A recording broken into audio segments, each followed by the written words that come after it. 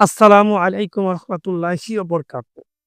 তো আজকে আপনাদের মাঝে আবার আমি একটা স্বামী অথবা প্রেমিককে বশ করার তাবিজ নিয়ে আলোচনা করব।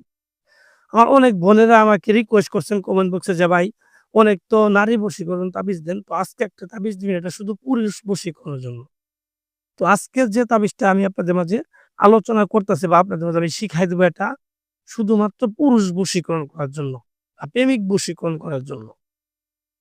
তো প্রিয় ভিউয়ার্স অনেকে আছেন যে নিজের স্বামীকে নিয়ে অশান্তিতে আছেন অনেক বোন। অনেক অসহায়ের মধ্যে আছেন।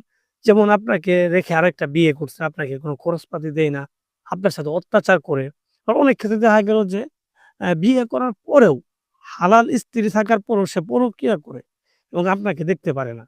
এরকম সমস্যা অনেকেই আমাকে বলেন এবং অনেকে আমার কাছ থেকে কাজ করায় নেন। তো আমি ভাবলাম যে সবারই তো কাজ করার মতো বা কাজ করায় নেওয়ার মতো সমর্থ নাই। হ্যাঁ, তো যারা কাজ আমাদের মাধ্যমে করায় নিতে পারেন না, তারা নিজেরা যেন এই তাবিজটা দিয়ে কাজ করতে পারেন নিজেরাই। তো তাদের জন্য আজকে আমি এই তাবিজটা মন থেকে দিলাম। তো যারা করতে চান, কিভাবে করবেন? আমি সম্পূর্ণ নিয়মকানুন আজকে বিস্তারিত এখানে বলে দিব। আপনারা শুধু ধৈর্য সহকারে মনোযোগ দিয়ে আমার কথাগুলা শুনেন। আমি যেইভাবে বলবো আপনারা ঠিক সেইভাবে করার চেষ্টা করবেন। তাহলে দেখবেন আপনাদের কাজ ১০০ তে ১০০% হবে এবং নিজেরাই করতে পারবেন। তো ভিউয়ার্স অনেকে আবার বলতে পারেন যে, "ভাই আমার এগুলার প্রতি বিশ্বাস হয় না। আমি কিভাবে করব?" বিশ্বাস হয় না কেন? বিশ্বাস হয় না কেন? হয়তো আপনারা বিভিন্ন তান্ত্রিক কবিরাজের পিছে ঘুরছেন, টাকা-পয়সা দিছেন। হ্যাঁ, বলে শরীর বন্ধ, গা বন্ধ, এই সমস্যা, জিনের সমস্যা, হাসির সমস্যা, বিভিন্ন রকমের সমস্যার কথা বলে আপনাদের কাছ থেকে টাকা নিছে, কিন্তু কাজ করে দিতে পারেনি। তো আপনি এক পর্যায়ে ভাবতেছেন যে আসলে এগুলা মনে হয় কাজই হয় না। কিন্তু আপনার ধারণাটা কিন্তু ভুল। আপনি দেখবেন অনেক স্বামী আছে স্ত্রীর কথায় উঠে বসে। এগুলা কিন্তু তাবিজ করা। আর অনেক দেখবেন যে স্ত্রীর নামে ভারী ঘর জমি-জমা পর্যন্ত লিখে দেয়।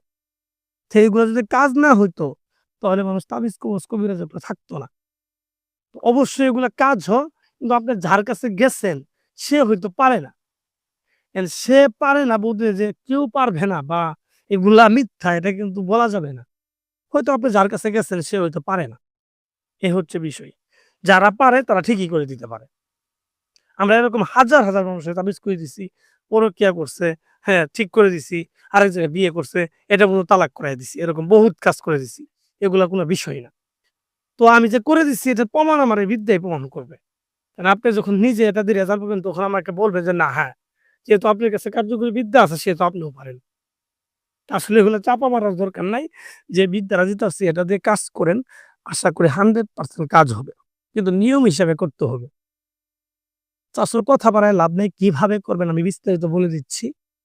এটা একটা কুফরি তাবিজ 100% একটা কুফরি তাবিজ। এটা করার জন্য অবশ্যই আপনাকে যেকোনো একটা শনিবার ডিসাইড করে নেয়া লাগবে। শনিবার রাত্রেবেলা নিজের ঘরে বসেই করবেন। এখন থেকে যে কটা তাবিজ আমি আপনাদের দিব, ঘরে বসে করাগুলা দিব। কারণ বাহিরে অনেক মেয়ে আমাকে বলছে যে, "ভাই আমি বাহিরে যাইতে পারি না বা কিভাবে যাবো? আমরা তো মেয়ে মানুষ।" তো সেই ক্ষেত্রে বলব যে আপনি নিজে ঘরে বসে এটা করতে পারবেন। তো কিভাবে করবেন? শনিবার দিন রাত্রেবেলা ১২ টার দিকে ১২ টার সময় বসবেন। পশ্চিম দিক মুখ করে জায়নামাজ বিছিয়ে আপনি বসবেন। তো বসার পরে সামনে আগরবাতি, মোমবাতি এগুলো ধরাবেন। নিজের শরীরে সুগন্ধি রেখে নিবেন। রেখে নিয়ে আপনি তাবিজটা করা শুরু করবেন। এবং এটা কিভাবে লিখবেন, কার উপরে লিখবেন? এটা লিখবেন আপনি আমি বলি, মাটির মুসি পাওয়া যায়, মুসি আর ঢাকনা বলে। হ্যাঁ, ঢাকনা বা মুসি এগুলো নতুন কিনে আনবেন। ২ টা নতুন কিনে আনবেন। একদমে দামাদামি করার কোনো দরকার নেই। একদম এক দোকান থেকে কিনে আনবেন। কিনে আনার পর এই মুসির উপরে হ্যাঁ, আলতা, আলতা, কুমকুম আর বীর্য এবং মাসিকের রক্ত, অবিবাহিত মেয়ের মাসিকের রক্ত এগুলা মিশ্রিত করবেন। মিশ্রিত করার পরে আপনি ডাইন হাতের শাহাদাত আঙ্গুল দিয়ে আপনি এই মুসির উপরে এটা আঁকাবেন বা ঢাকনার উপরে এটা আঁকাবেন।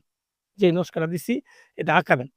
আঁকানোর পরে আপনি এটা যার জন্য করতাছেন, হ্যাঁ, ছেলের নাম, ছেলের বাবার নাম, মেয়ের নাম, মেয়ের মায়ের নাম। স্বামী হোক বা প্রেমিক হোক যেকোনো ক্ষেত্রে বা কোনো সম্পর্ক না থাকুক, যেকোনো ক্ষেত্রে আপনি এটা করবেন। তো করার পরে নামগুলা দিবেন। দেয়ার পরে ২ টাতেই সেম টু সেম ভাবে নামগুলা লিখবেন, ২ টা তাবিজ এক করে এরকম লিখবেন।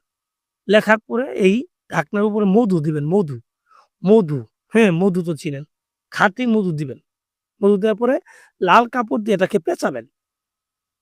পেঁচানোর পরে হ্যাঁ, একটা ঢাকনাকে বা একটা তাবিজকে আপনি ওই একটা নদীতে নিক্ষেপ করে দিবেন। নদীতে নিক্ষেপ করে দিবেন।